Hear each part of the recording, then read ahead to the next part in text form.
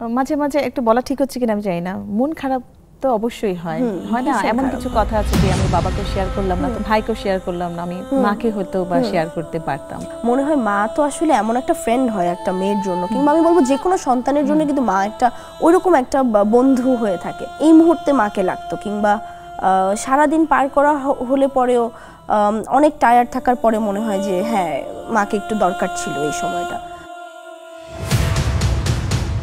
জীবনের কঠিন সময় মোকাবেলা করেছেন কিভাবে? বিভিন্ন সময় বিভিন্ন কঠিন সময় আসে, যেমন আমি যদি বলি যে সবচেয়ে বড় কঠিন সময় হচ্ছে যখন মা মারা যায়।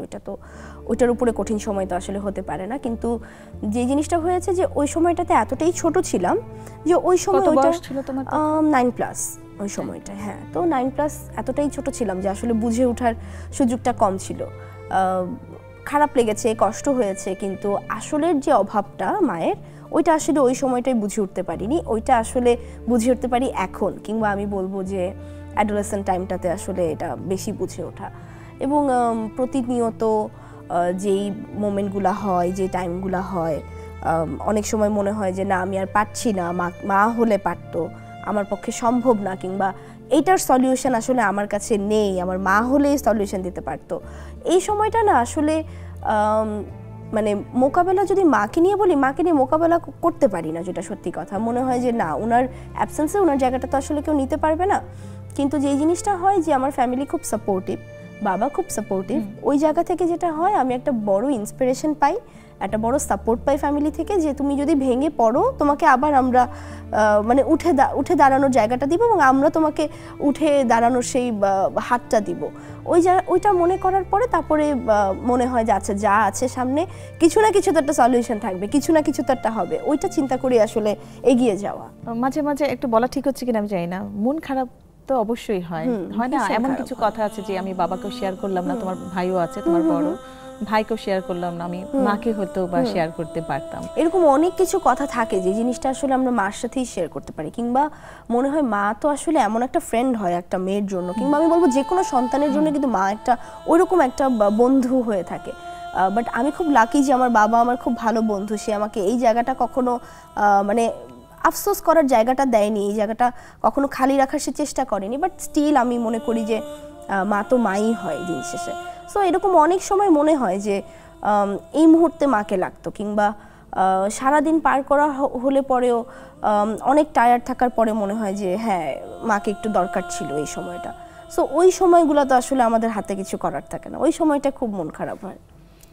আর আরেকটা খুব জানতে ইচ্ছে করছে, যেহেতু আসলে মা নেই ঘরে, তো আসলে মাই সব, মা হচ্ছে খাবার নিয়ে আসছে, খাবার সার্ভ করছে, এই খেতে আসো, এই বাসায় ব্যাপারগুলো কি হয়, সবকিছু মেনটেন কে করে? বাসায় দেখা যায় যে আসলে বাবা খুব মেনটেন করতো আগে, এখনো করে। এবং আমি যেটা করি, আমি যখন বাসায় থাকি, আমি যখন কাজ থাকে না, তখন দেখা যায় মোস্ট অফ দ্য টাইম আমি খুব চেষ্টা করি এগুলো করার। আমি খুব দেখা যায় যে আজকে কি রান্না হচ্ছে, কিংবা রান্না করা একটু, কিংবা একটু ঘরের কাজে মন দাও, আজকে একটু ঘরটা গোছানো, এগুলো কি দেখি করে? এগুলো করি ঘরে থাকলে রান্না করে। আমি অনেক রান্না করতে পারি, ভালো রান্না করতে পারি। তাই? হ্যাঁ, বাহ।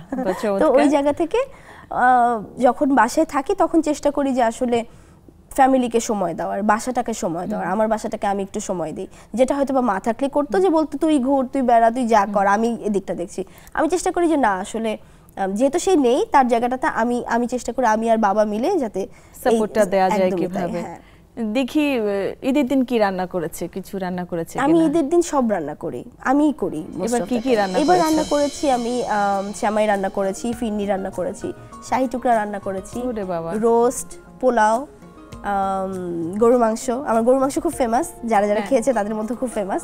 সো এগুলো আমরা খেতে যাব দিকের বাড়িতে, প্লিজ যে কোনো সময় চলে আসবে। মানে এতগুলো কাজ তুমি করেছো, কখন থেকে কখন শেষ হয়েছে? দেখা যায় আমার চাঁদ রাত থেকে একদম ভোর রাত থেকে আমি শুরু করি, ডেজার্টগুলো আমি রাতে রান্না করে ফেলি, আর একদম আমি সকালে উঠি 7-8টার দিকে, উঠে আমি একদম রান্না টান্না করে আমি দুপুরের মধ্যে একদম রেডি। মানে মায়ের রোলটাও তুমি প্লে করছো, চমৎকার। আমার না আসলে এক্সপেকটেশন ছিল না দেখি, আমার না মেকআপ টেকআপ করে ঘুরে ফেরা করে, একটু টিকটক করে, আর কি আমি দাদাকে চিনি, সুব্রত দাকে চিনি, আমাদের খুবই স্নেহ করেন উনি, খুবই ভদ্রলোক, যে আমরা জানি যে দাদাই মোটামুটি মেইনটেইন করে, কিন্তু আজকে তোমার ইন্টারভিউ নেওয়ার পরে আমার মনে হলো না এটা তো একটা চমৎকার লোক। না, বাবার যদি সাপোর্টটা না থাকতো এত দূর কখনোই আসতে পারতাম না।